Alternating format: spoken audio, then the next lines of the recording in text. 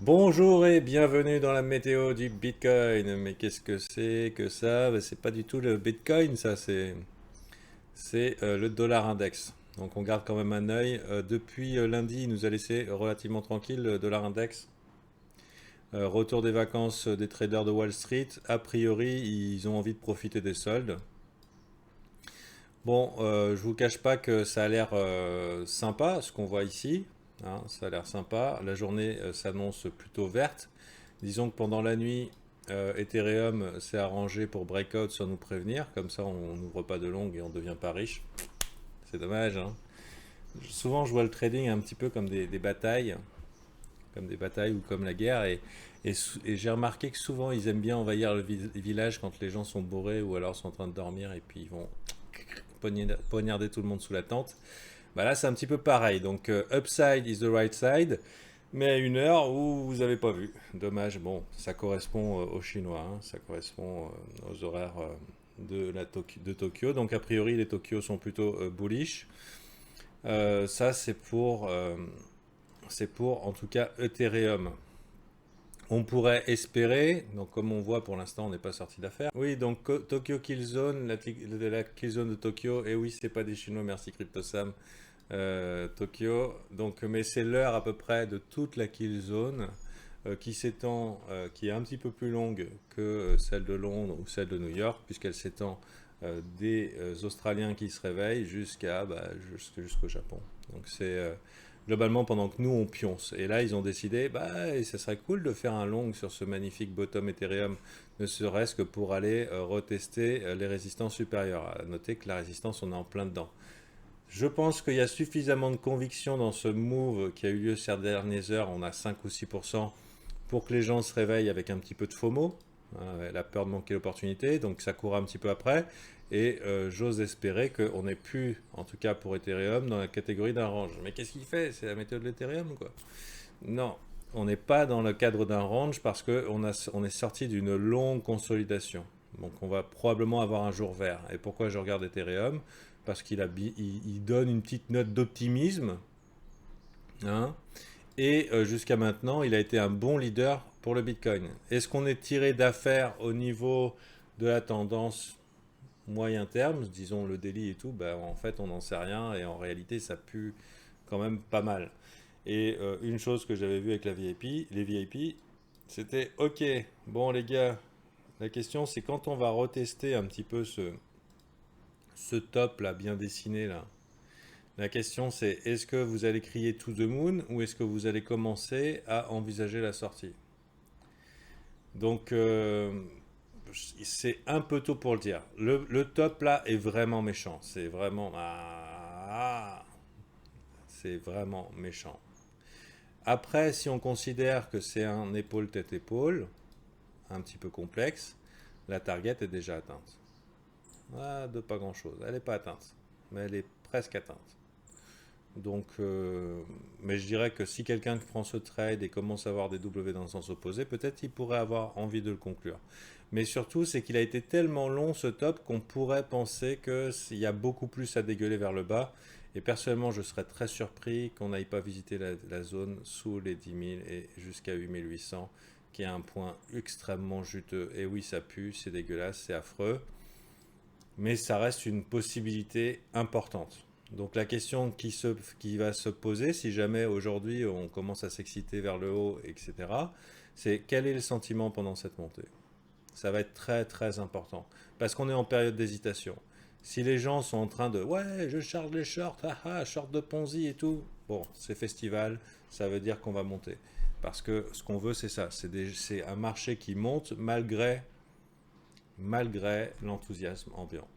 Et pour l'heure, cette petite montée-là, ben, elle a été un petit peu ignorée par les gens. C'est normal parce que la fête était du côté des Altes hier. Donc il y a eu plein de mouvements assez sympathiques. Et bien sûr, le Bitcoin, c'est pas trop la star depuis quelques mois parce que sa volatilité est faible. Et justement, il permet cet espace de respiration pour les altcoins.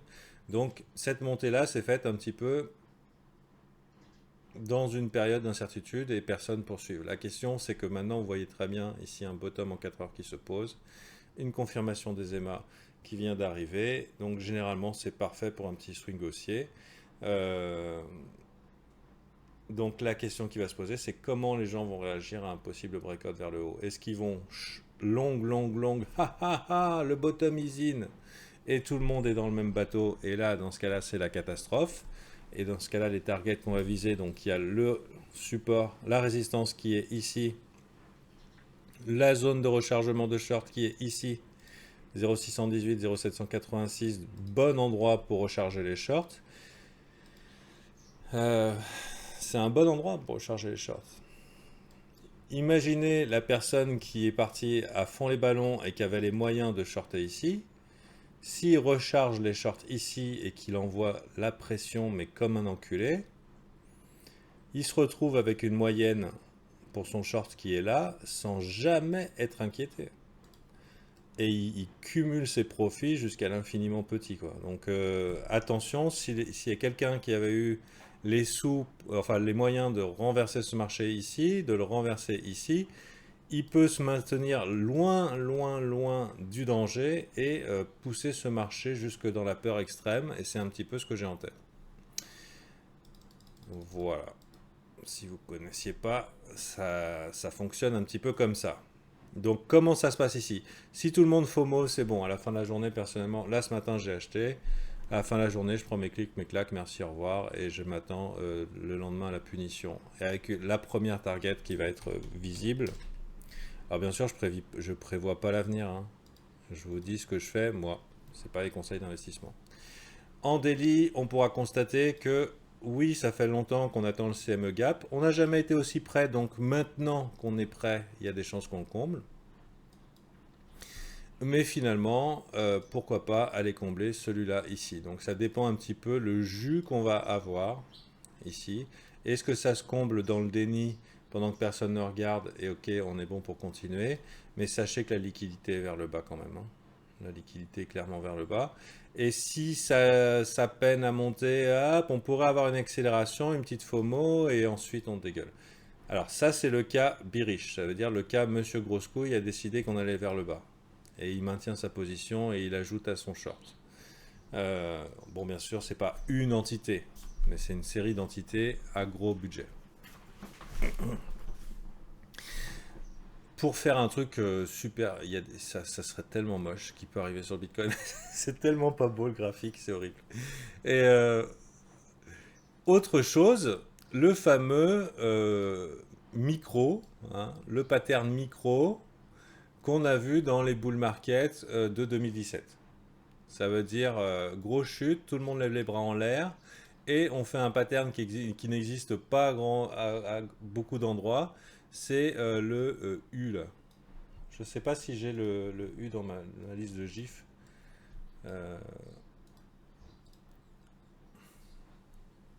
Hop.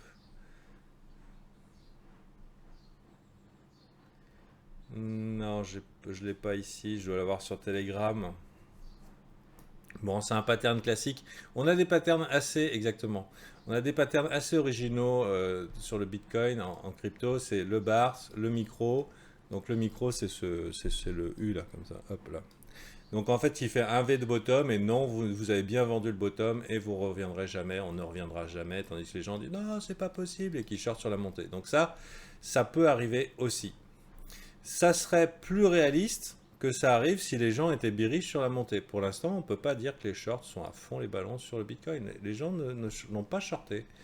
Les gens ont acheté le dip, ok, donc ça c'est pas bullish. Mais on n'a pas vu des gens se taper dans la main en disant ouais, je suis incroyablement riche en ayant shorté. Non, ils se sont tous mis à prier, à dire ah mais non, Dieu, pourquoi ça descend? Bon. Et pour que ça remonte bien comme ça et que ça nous fasse un belle mèche, une belle bougie comme ça, en général, on veut que les gens shortent, puisque c'est ce qu'on appelle un short squeeze. C'est la liquidité de ceux qui sont rentrés sur le tard et qui ont FOMO qui se font niquer. Alors, donc, du coup, on peut peut-être éliminer ce pattern ici bullish, pour le cas bullish, donc bullish haussier, mais on pourrait envisager le wall of worry. Le wall of worry. Alors, le mur des soucis, alors pour vous montrer un petit peu, c'est exprimé par Wyckoff. Euh... peut-être pas Wyckoff. C'est quand ça monte lentement et dangereusement et que tout le monde se chie dessus, mais que ça monte quand même. Donc c'est ça le mur des soucis. Donc c'est une lente montée qui est dure à croire jusqu'au moment où tu te rends compte que le truc il part sans toi et que tu es obligé de courir après, ça s'accélère. Ça aussi, ça arrive souvent en bull market sur le Bitcoin. C'est possible que ça arrive. Ça, c'était un mur des soucis des plus horribles. Psychologiquement, je ne sais pas si vous étiez, mais c'était... mais putain, il fait quoi? Bon. Donc voilà, le Wall of Worry, c'est aussi une des possibilités. Mais à mon avis, c'est aujourd'hui, 10 septembre, green. Allez, avec enthousiasme de préférence. Et si s'il n'y a vraiment pas de jus et si tout le monde a déjà acheté le dip et que tout le monde est déjà grosse couille et tout, si vraiment on n'y arrive pas, demain c'est un autre jour, il y a des chances que aujourd'hui, il y a des chances, je pense que la grosse proba, c'est que aujourd'hui ce soit un bull trap, mais ça vaut la peine quand même d'être dedans parce qu'on est là pour les profits. Le temps nous dira. Le temps nous dira donc de ces trois scénarios, remontada contre l'assentiment du public, rapide, lente ou alors bull trap et ensuite on repart vers le bas. Malheureusement, ben, on est obligé de considérer tous ces scénarios et aussi si on regarde un petit peu Ishimoku, au daily on est encore bien sous le nuage et il y a une chier de résistance sur le dessus, il y a une chier. Ce plat nuage, ce plat nuage, ce plat nuage, ce plat nuage. La Kijun, la Tenkan, c'est pas super jojo. Même en 4 heures, on n'est pas revenu du côté haussier. On n'a même pas intégré le nuage. On n'a même pas. La bonne nouvelle, c'est que la Chikou est passée au-dessus du prix. Donc, ouf, ça fait potentiellement support.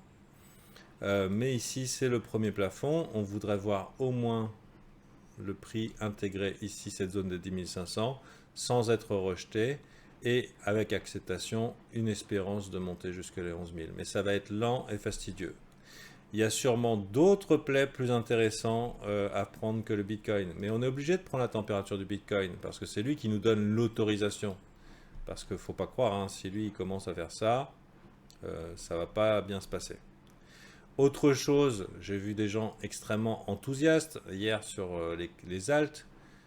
Qu'est-ce qu'il y avait comme alt hier qui était sympa, qui a bien rebondi OMG par exemple? Algo? Ouais, allez, on va regarder Algo. Hop. Algo. Donc déjà, ça commence à crier au bull market. Bon, à vrai dire, Algo, il était super bien placé, il était parfait. C'était un long à prendre les doigts dans le nez. Mais il y en a beaucoup qui ont suivi juste le vent et je veux dire, il faut raison garder entre le sommet et la chute et la montée d'hier, puisque là, c'est aujourd'hui qu'Algo il a vraiment pris le truc. Si on regarde hier, déjà hier c'était oh, super Algo, 7% bull market. Voilà, il ne faut pas oublier qu'il y a quand même des gens qui ont acheté ici à grande quantité et qui ont acheté là, qui ont acheté là, qui ont acheté là, qui ont acheté là. Globalement, il y a quand même des gens qui ont des bagues. Hein. Donc ça pourrait très bien faire... Je suis désolé de vous l'annoncer, mais ça ressemble à ça. Pour l'instant. Ça peut monter là, ça se trade, mais ça se hold pas dans les conditions actuelles, à mon humble avis. Qui est celui de quelqu'un qui peut se tromper. Mais qui a quand même un petit peu de bagage. Donc voilà, avant de retourner cette Ishimoku, il va falloir. D'ailleurs, j'ai bien l'impression que... Alors, l'avantage maintenant en 2017, enfin par rapport à 2017, c'est que maintenant, les échanges se sont gavés et ont tous mis en place une tonne de dérivatifs. Il y a possibilité de long et short en mode dégénéré les cryptos. Ça, c'est bullish.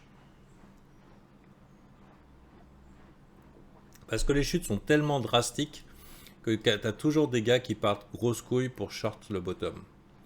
Et du coup, gros potentiel à pump parce que c'est rentable. c'est rentable d'aller les chercher parce que voilà. Donc faut savoir que le fait que les gens, je vous déconseille de shorter les cryptos, en tout cas de holder vos shorts, prenez bien vos profits et tout, surtout travaillez bien la location et vos entrées de shorts. Ne soyez pas de ceux qui courent après le train, ou alors si vous courez après le train, prenez profit rapidement, parce que c'est comme les chaises musicales. Plus vous attendez, plus la musique va bientôt s'arrêter. Tous ceux qui ont shorté là sur le tard vont probablement se faire défoncer. Et bien sûr, ceux qui ont arrivé sur le très tard, au moment de la consolidation, go zéro, allez, CZ il prend les sous. Il y a eu un truc qui s'est passé aussi qui était très important et qui a tué pour moi pas mal d'espoir bullish, mais bon, a priori, ça veut bien continuer. C'est cette mèche d'escroquerie là sur BitMEX qui a eu lieu là. Ça, c'était vraiment pas bullish. Parce qu'en fait, il y avait un espoir que le prix aille vers le bas et nous pose un vrai bottom. Mais en tuant tous les shorts avec une mèche d'escroc, Arthur s'est globalement assuré que personne ne devenait riche si le prix allait vers le bas. Donc ça, c'est pas beau là. Et du coup, cette remontée, ok, elle est peut-être poussée par un mec qui a un gros budget, notamment celui qui a mis le bottom ici. Mais il a mis le bottom ici, il a son entrée. Cette personne, elle n'a peut-être pas le budget non plus de bouger le prix et tout. Alors je dis cette personne, ça peut être plusieurs personnes, mais quand on regarde le niveau qui a été défendu, on voit que c'est quasiment toujours le même prix. Donc on pourrait penser que c'est une entité. Ici, 10 160. 10 160, 10 160, se fait déborder, 10 160. Donc il y a quelqu'un, probablement quelque chose de la taille d'une institution, qui a dit nope, ici. Donc la question c'est, est-ce qu'elle a juste les moyens de fixer le bottom et puis on laisse le marché partir dans la direction opposée une fois qu'il s'est bien fatigué? Ou est-ce que c'est aussi une entité qui a aussi les moyens de bouger le marché? Si c'est pas une entité qui a les moyens de bouger le marché, bah, ils ont quand même une grosse quantité de volume à larguer. Bon, évidemment, pour pouvoir larguer les volumes facilement, il suffit de faire FOMO les gens. Donc dès que ça va commencer à faire du ouh, peut-être un BART et voilà. Bon, je ne sais pas si je vous ai été très utile aujourd'hui, je le souhaite en tout cas. Mais c'est un petit peu ce qu'il y a à dire sur Bitcoin. On est loin d'être sorti d'affaires. Très loin. Et d'autant plus que là, le dollar, il veut aller nulle part. Il n'y a plus trop de corrélation, bon, sauf quand il est vraiment très fort. Mais il est sur le point de nous faire un vrai gros bottom. Il est sur le point de faire un vrai gros bottom bien méchant. Mais le genre méchant. Le genre méchant que ça monte pendant 2 mois. Et ça veut dire que tous les marchés vont se faire défoncer. Donc là, il faut prier que globalement, Powell dise non, mais vous inquiétez pas, le dollar, j'en imprime encore 300 trillions la semaine prochaine. Et que le truc se mette à dégueuler vers le bas. Pour l'heure, on est encore en zone d'hésitation et en zone de danger. Il y a des gens qui ont identifié un W ici, c'est pas un W, mais c'est quand même une figure bullish. Le fait qu'on réintègre ici, c'est pas bullish pour le dollar. Si jamais il fait quelque chose comme ça, ou comme ça, dans tous les cas, c'est massacre. Surtout si clôture vers le haut en fin du mois. On veut qu'à la fin du mois, il soit vers là. Si à la fin du mois, il est vers là, on est bien. On peut lever les bras en l'air. Bull run, crypto-monnaie et tout, Ethereum to the moon. Voilà. Mais pour l'instant, sachez que on a quand même une petite épée de Damoclès au-dessus de la tête. D'ailleurs, l'or, pareil. Pour l'instant, est en train de faire un triangle qui a l'air plutôt bullish, puisque ça ne veut pas aller vers le bas. Même topo pour ce groupe, ils ont décidé que ça ne passerait pas. Hein. Il y a un bottom. On appréciera les traits que je mets partout. Il y a un endroit où ils ne passeront pas. Je dirais que c'est peut-être des institutions communes. Ça paraît quand même étrange, cette similaritude deux niveaux parfaitement défendus pendant des jours, jours. C'est pas courant. Vous voyez? Tout ce qui est absorbé, close, exactement au même endroit. C'est pas courant, j'ai pas vu ça souvent. Alors, après, il pourrait y avoir quelque chose de miraculeux qui se passe. Alors, c'est un méga push sur le Bitcoin de la folie, quoi, qui sait. J'en sais rien. Ou un crash instant et extrêmement violent du dollar, et là, ça descend sans non-retour. Similitude ou similarité. Ouais, pardon, désolé. Donc voilà, voilà. C'est ici aussi sur les graphiques, en tout cas très présent sur l'or. Donc au niveau valeur refuge, il y a des gens motivés. Et la bonne nouvelle, c'est que cette motivation se retrouve également du côté du Bitcoin. D'accord? C'est Trump, il est prêt à tout lâcher s'il n'est pas réélu.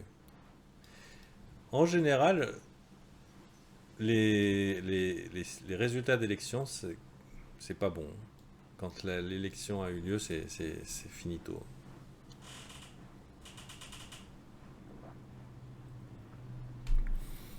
Donc voilà, sinon qu'est-ce qu'on a? Niveau liquidité, donc ça c'est des choses que je partage au VIP de manière régulière. On a ici probablement aller chercher le gap CME vers le haut. Et ensuite, si on n'a pas de jus, on a cette zone ici. Voili, voilou. Cadeau.